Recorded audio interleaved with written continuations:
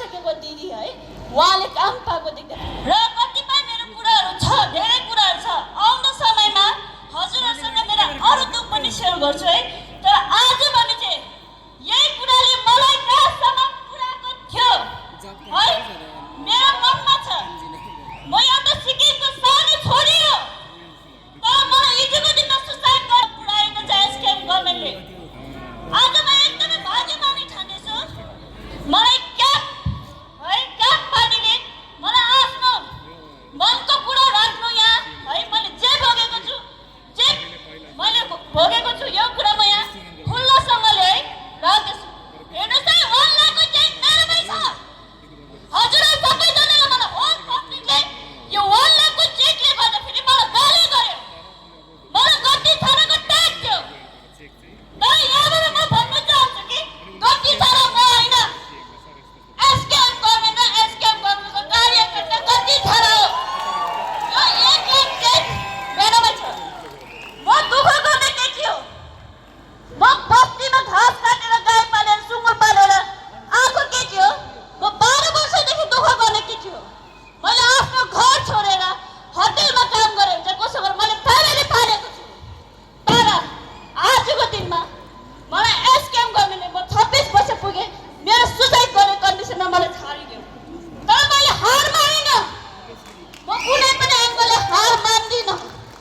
चाहे आजदेखि उता पनि तपाईँहरू मलाई मार्नुहोस्, काट्नुहोस्, कुट्नुहोस्, म आफ्नो ज्यान त्यागिरहेको छु।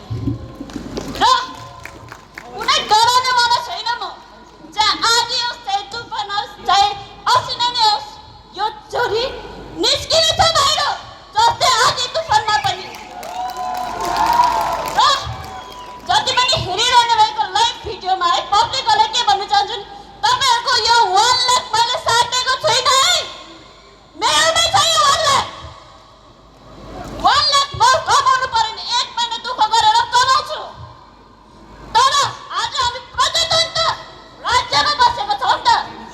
जुन कुरा हामीलाई अनसेटिस्फाई छ त्यो कुरा हामी राख्न सक्छौँ। प्रजातन्त्रको मतलब के हो? यदि हाम्रो आफ्नो कुरा राख्न सकेन भने त्यहाँ कुनै पनि प्रजातन्त्र छैन।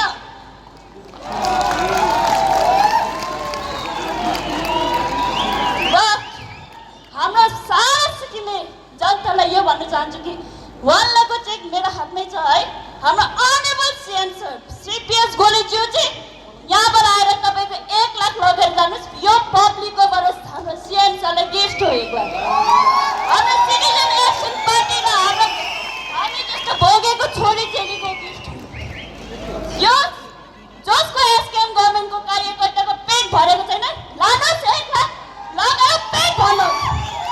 नानीहरू छ या त म यसलाई फ्रेम बनाएर सिएम अफिसमा पठाइदिन्छु, या त कोही एसकेएम गभर्मेन्ट र सिएम सर आउनुहोस्, या त एमएलए आउनुहोस्, पञ्चायत आउनुहोस्, आएर लिएर जानुहोस्। हाम्रोबाट गिफ्ट हो, यो पब्लिककोबाट, यो छोरीकोबाट गिफ्ट हो। मलाई है गति छ र भनेर ट्याग दियो। गति छ र म होइन। गति छ र किन जसले आफ्नो पेट पाल्नु लागि मलाई सुसाइड गर्ने कन्डिसनसम्म पुऱ्यायो। तर जिन्दगीमा मैले यति कुरा सिकेको छु कि जस्तै बाधा आए पनि त्यो बाधालाई तोड्न सिर्फ नारी शक्तिकोमा हिम्मत छ। यो चेली यो नारी शक्ति कहिले पनि दबेर बस्नेवाला छैन। आजको दिनमा तपाईँलाई याद छ म आफ्नो फ्यामिली त्यागेको छु। यो 1 लाखले गर्दाखेरि मैले आफ्नो फ्यामिली त्यागेर म फ्यामिलीदेखि टाढो बसेको छु। किन? म फ्यामिलीको रेस्पोन्सिबिलिटी निभाउने मान्छे हो। हर चिज फ्यामिलीको लागि गर्ने मान्छे म ढाँट्दिनँ।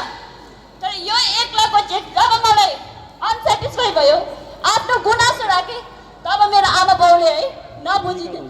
आमा बाउले बुझे पनि 1-2 जना है पिडब्ल्युडी अफिसमा र मेरो बिहा गरिसकेको दिदी है उहाँले काम पाएको देख्दाखेरि त्यो प्रेसरले गर्दा मसँग कोही पनि बोल्दैन। म घरबाट निक्लेको छु। तर अब मलाई केही पनि डर छैन। म एक्लै बसेर सिटिजन एक्सन पार्टीले सघाउने एउटा जे अन्याय भइरहेको छ त्यो अन्याय अब हुन पाउँदैन। जति पनि सिक्किमको हामी जस्तो यङ युथहरू प्रोग्राम गीतमा इन्जोय गर्नु हुँदैछ नि त्यो बन्द गर्नुहोस्। हामी सबैजना सिक्किमलाई बचाउनु पर्छ।